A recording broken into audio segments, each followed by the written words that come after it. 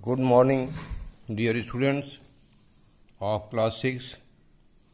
Today I am going to teach you the subject science. Lesson 1 is over. Now I will start lesson 2. Lesson 2 is know the food you eat. You always take food in the morning, in the noon and at the night. So food we eat so that we can get energy, we can grow and we can protect ourselves from diseases and help us to stay healthy.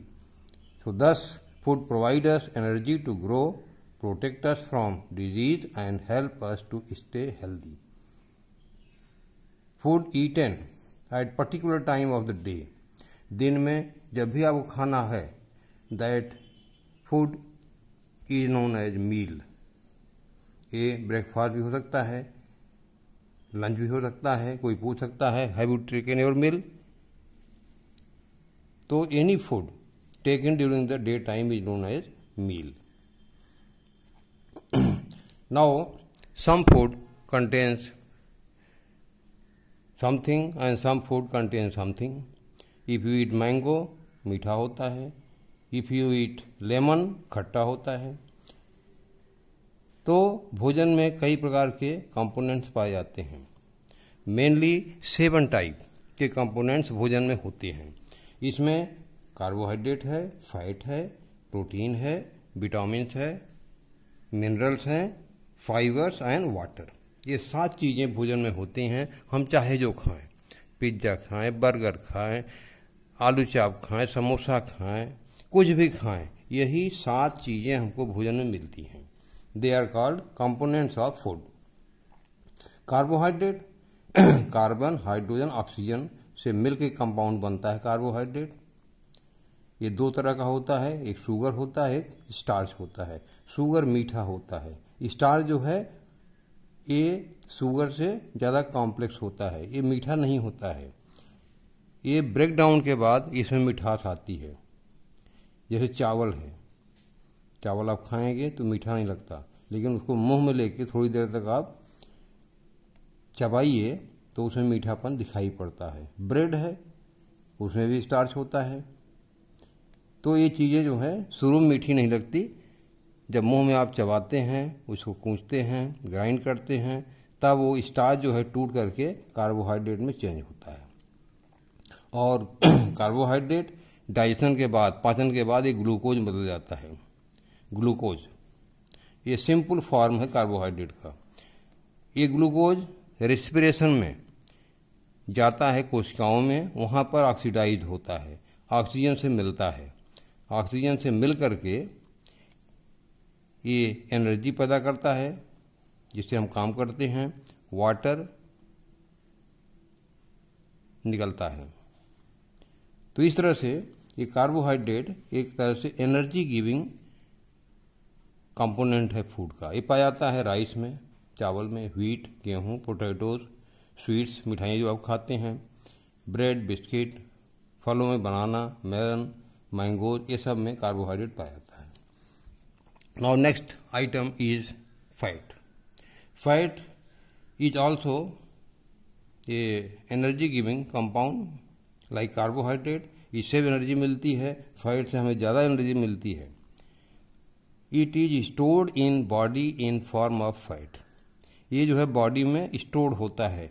जैसे कोई बीमार हो जाए, हफ्ते 10 दिन बिस्तर पर पड़ा रहे, खाना पीना बंद हो जाए, तो उसका क्या होता है, जो फैट डिपॉजिट है उसके चीक्स पे, उसके हड्डियों में, मांसपेशियों में, वो सब गल करके वो एनर्जी देता है शरीर को, जिससे हम भोजन तो कर नहीं रहे हैं, लेकिन हमारा लीवर, हार्ट, किडनी, अंदर का सारा सिस्टम काम कर रहा है.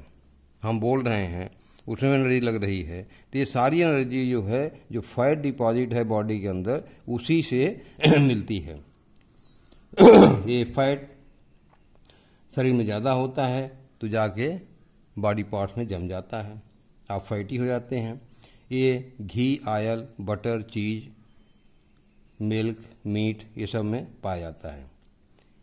और प्लांट फैट जो है peanut, soybean, sunflower, coconut, olive, ये प्लांट फैट होते हैं, यहाँ पाए जाते हैं। एनिमल फैट होते हैं, प्लांट फैट भी होते हैं। और ये बता दूं, फैट जो है दो प्रकार की होती है, एक गुड होता है, एक बैड होता है। गुड फैट और बैड फैट। गुड फैट जो है बॉडी के लिए अच्छा होता है, बैड फैट जो है बॉडी के लिए अच्छा नहीं होता। Now next item is protein. Protein helps body to grow and be strong. It is a protective, it is a body building component of food. जब बच्चों की ग्रोथ होती है, शरीर का वेट बढ़ता है, कोशिकाएं बढ़ती हैं, हाथ पैर लंबे होते हैं, ये सब जो है प्रोटीन से ही संभव होता है। और बॉडी के अंदर जितना भी टूट फूट होता है सब इसी प्रोटीन से मेंटेन होता है। हमारी आरबीसी टूट रही हैं, बनना है, शरीर में और कुछ है, घाव हो गया है, उसको पूजना है, हीलिंग होनी है, ये सब प्रोटीन से होता है। इसलिए इसको हम कहते हैं body building component of the food. ये प्रोटीन डाइजेशन के बाद छोटे केमिकल्स में टूटता है, जिसको हम कहते हैं अमीनो एसिड। बॉडी के अंदर 20 अमीनो एसिड पाए जाते हैं और ये अमीनो एसिड ही मिल करके प्रोटीन बनाते हैं। प्रोटीन मीट में, एग, फिश, पल्सेस माने दाल पाया जाता है। Now next vitamins. विटामिन्स भोजन में बहुत स्मॉल अमाउंट में आवश्यकता पड़ती है इनकी, लेकिन ये इम्पॉर्टेंट होता है बॉडी को हेल्दी रखने के लिए।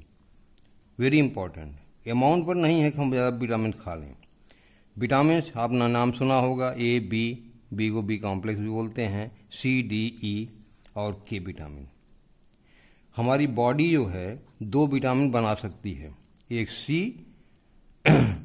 एक डी और एक के।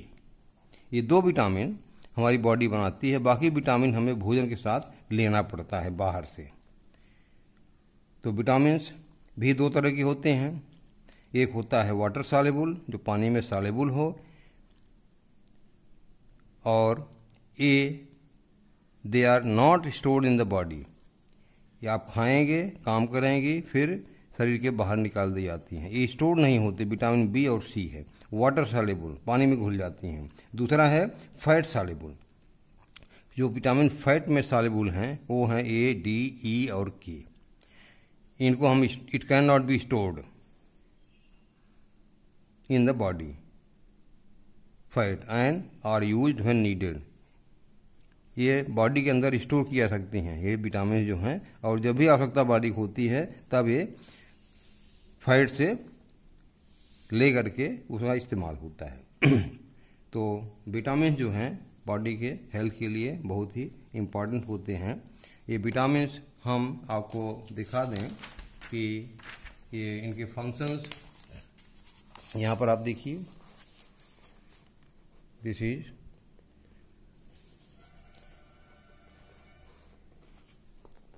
Vitamin chart. Vitamin A keeps skin and eyes healthy.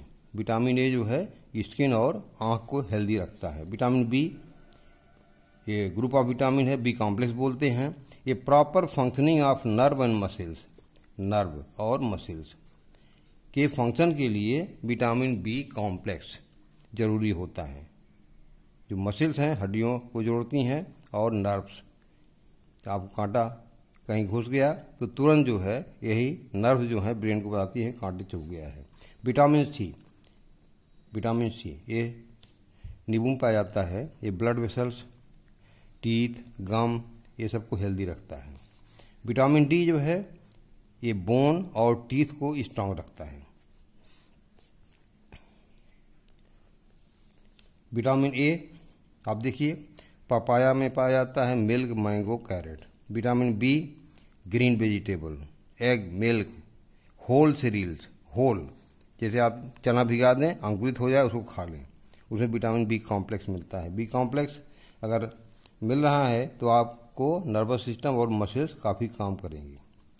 Vitamin C orange, guava, tomato, amla, lemon पाया जाता है। Vitamin D milk, butter, egg, fish, vitamin D. तो इस तरह से ये फूड आइटम्स हैं जिसमें विटामिन पाए जाते हैं और विटामिन के फंक्शंस हैं। इसको आपने देखा। Now I will come on the minerals. Like vitamins, minerals are also very important for the body. It is a protective food and help our body to remain healthy. Body को healthy रखने के लिए minerals की आवश्यकता पड़ती है। Minerals में जैसे कैल्शियम है, सोडियम है, पोटेशियम है, फास्फोरस है, आयरन है, आयोडीन है। आयरन वो मिनरल है जो आपके ब्लड की लाल रक्त कणिकाओं को के अंदर हीमोग्लोबिन बनाता है। हीमोग्लोबिन के कारण ही आपका ब्लड का रंग लाल होता है। Haemoglobin is found by the iron. इसी तरह से आयोडीन आपने देखा होगा, कुछ लोगों को घेघा रोग हो जाता है, गले में घेघा रोग, वो आयोडीन की कमी से होता है। इसलिए नमक में आयोडीन मिलाया जाता है जिससे सबको आयोडीन मिलता रहे। तो इस तरह से मिनरल्स भी बहुत आवश्यक है, प्रोटेक्टिव है, बहुत कम मात्रा में चाहिए लेकिन इम्पॉर्टेंट है टू रिमेन हेल्दी। फाइबर क्या है? रफेज है। ये डाइजेस्ट नहीं होता है। ये कॉन्स्टिपेशन, कब्ज को कंट्रोल करता है। इसका डाइजेशन नहीं होता है लेकिन बॉडी को अंदर डाइजेशन अच्छा रखने के लिए फाइबर खाना पड़ता है। वाटर है, बॉडी का 70% पार्ट जो है वाटर है। एक तरह का सॉल्वेंट होता है वाटर। ब्लड का ट्रांसपोर्टेशन है, किसी भी चीज़ का ट्रांसपोर्टेशन है ब्लड के थ्रू। एक्सक्रीशन है, यूरिन निकलता है बॉडी से और पसीना निकलता है जो जिससे टेम्परेचर मेंटेन होता है। पसीना होगा तो बॉडी कोल्ड होती है, ठंडी होती है।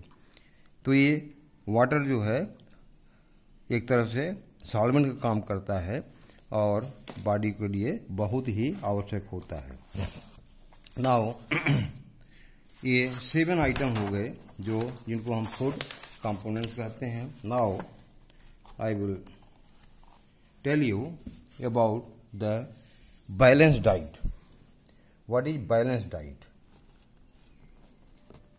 बैलेंस मीन्स बैलेंस आप जान ही रहे हो, दोनों पल्ले बराबर हों। बैलेंस डाइट मतलब the food material which contains all the 7 component of the food is called balance diet. Balance diet. और ये डाइट जो है डिफर करता है। आपकी एज क्या है, बच्चे हैं तो उनको ज़्यादा डाइट अलग होगी। जेंडर मेल फीमेल हैं तो उनकी डाइट अलग अलग होगी। इसके बाद एक्टिविटी आप क्या करते हैं, लेबर काम करते हैं कि बैठ के लिखने पढ़ने वाला काम करते हैं, इस पर भी डाइट निर्भर करती है। अंडर न्यूट्रिशन कहा जाता है ना, अंडर न्यूट्रिशन का मतलब होता है कि आपको भोजन कम मिल रहा है, कम मात्रा में मिल रहा है। वो बैलेंस डाइट है लेकिन आपका पेट नहीं भर रहा है, उसको हम कहते हैं अंडर न्यूट्रिशन। भोजन का कम मिलना। भोजन न्यूट्रिशियस है, सब कुछ है, सारे एलिमेंट हैं, लेकिन मात्रा कम मिल रही है, आपका पेट नहीं भर रहा है। इससे क्या होता है, बॉडी वीक हो जाती है और उसे प्रॉब्लम होती है। ये अंडर न्यूट्रिशन क्या होता है? ड्यू टू पॉवर्टी, गरीबी है। Due to non availability of food, उसको भोजन नहीं मिल रहा है, उसके पास पैसा नहीं है। या अंडर न्यूट्रिशन का एक एग्जाम्पल और है, जैसे कैलेमिटीज आ गई, कोई दैविक प्रकोप आ गया, फ्लड आ गया, ड्रॉट आ गया, सूखा पड़ गया, कोई तूफान आ गया, तो उस समय लोगों को भोजन नहीं मिलता है, पेट भर भोजन नहीं मिलता है, उसको हम कहते हैं अंडर न्यूट्रिशन। माल न्यूट्रिशन वो है कि पेट भर भोजन तो मिल रहा है लेकिन वो बैलेंस डाइट नहीं है। पेट भर के भोजन मिल रहा है लेकिन उसमें सारे एलिमेंट नहीं है, इसको हम कहते हैं माल nutrition. Malnutrition, the condition in which people become weak and sick due to the one's diet, due to the lack of one or more nutrient in one's diet, even if it is in sufficient quantity. भरपेट भोजन तो मिल रहा है लेकिन सारी quantity नहीं है, term as माल nutrition. Reason क्या होता है? केयरलेसनेस, लापरवाही, आप ध्यान नहीं देते इसमें न्यूट्रिशन सारे हैं कि नहीं हैं। लैक ऑफ एजुकेशन, शिक्षा का अभाव। शिक्षा बहुत ही महत्वपूर्ण चीज होती है। शिक्षा से आप कुछ भी हासिल कर सकते हैं, ज्ञान प्राप्त कर सकते हैं। आपको शिक्षित होना सबसे आवश्यक है जिंदगी में कि जिंदगी की नौका को चलाने के लिए आपका शिक्षित होना परम आवश्यक है।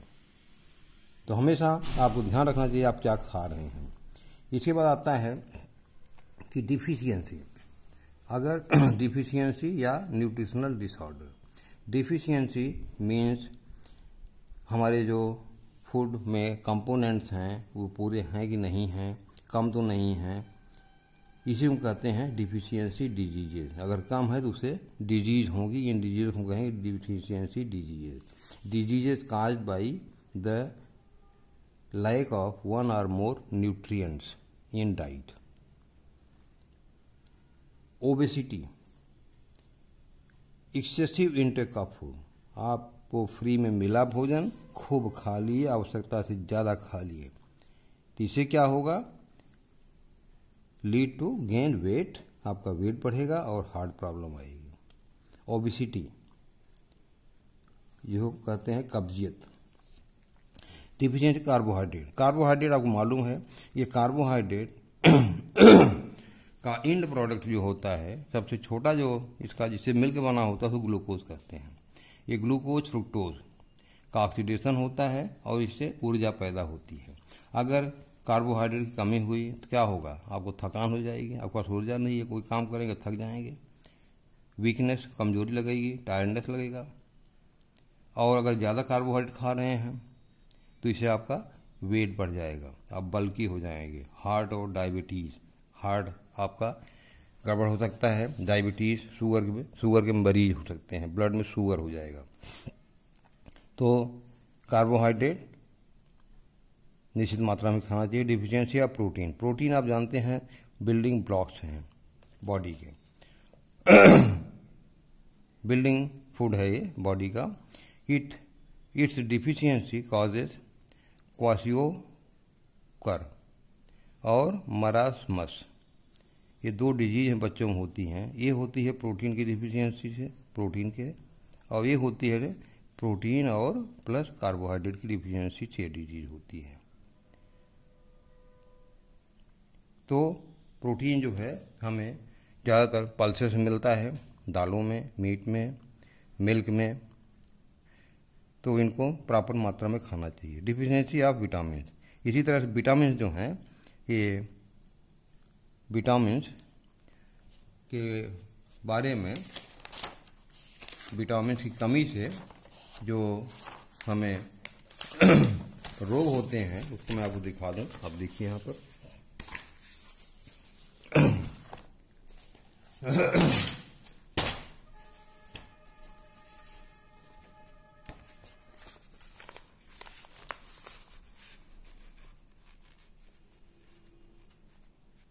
ये vitamin deficiency disease. Vitamin A की कमी से नाइट ब्लाइंडनेस हो सकता है, आपको रात में नहीं दिखाई पड़ता, दिन में दिखाई पड़ता है। Vitamin A. विटामिन बी से बेरी रोग हो जाता है, स्किन डिजीज हो जाती है, एनीमिया, ग्रोथ रुक जाती है। विटामिन सी से स्कर्वी रोग होता है, इसमें गम्स, मसूड़े फूल जाते हैं और ब्लीडिंग होने लगती है विटामिन सी की कमी से, ये आपके लेम में मिलता है। विटामिन डी से हड्डियां और दांत कमजोर हो जाते हैं। विटामिन डी सूर्य के प्रकाश से मिलता है, शरीर खुद बनाती है। विटामिन के, excessive bleeding from the wound, excessive bleeding from the wound, अगर कोई घाव हो गया उससे ज़्यादा मात्रा में जो है ब्लड निकलता है। इसी तरह से मिनरल्स हैं, मिनरल्स भी ऐसे ही हैं कि मिनरल्स में भी अगर कम है मिनरल्स तो उसकी डिफिशियंसी से भी ये रोग होते हैं। जैसे यहाँ पर आप देखिए ये मिनरल्स डिफिशियंसी डिजीजेज। आयरन अगर कम है तो एनीमिया हो जाएगा। एनीमिया का मतलब आरबीसी, लाल रक्त कोशिकाएं कम हो जाएंगी, क्योंकि आयरन से हीमोग्लोबिन बनता है जो लाल रक्त कणिकाओं में पाया जाता है और इसी के कारण जो है ब्लड का रंग लाल होता है। कैल्शियम है, इससे क्या होगा, रिकेट। कैल्शियम कम लेंगे तो कैल्शियम फास्फोरस दोनों, इससे आपके दांत और हड्डियां कमजोर हो जाएंगी।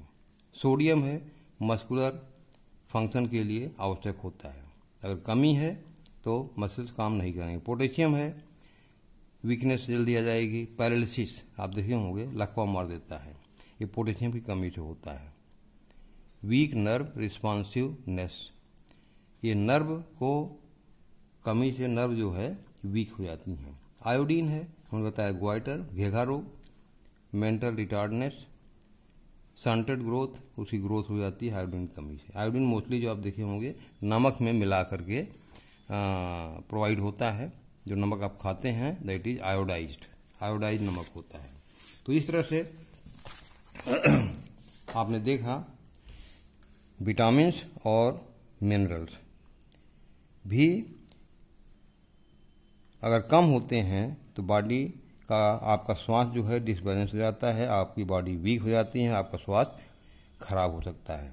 तो बच्चों इसको आप पूरा अपनी होमवर्क में आप पूरा कॉपी में लिख लीजिए, राइट जितना इसमें चीज़ है, राइट ऑन योर कॉपी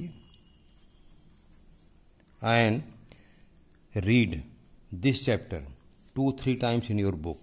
अगर आपके पास बुक नहीं है, बुक मिल रही है ऑफिस से, आप ले करके इस लेसन को पढ़िए। सेकंड लेसन शुरू हो गया है, लगभग हर सब्जेक्ट में 1-2 लेसन समाप्त हो चुका है।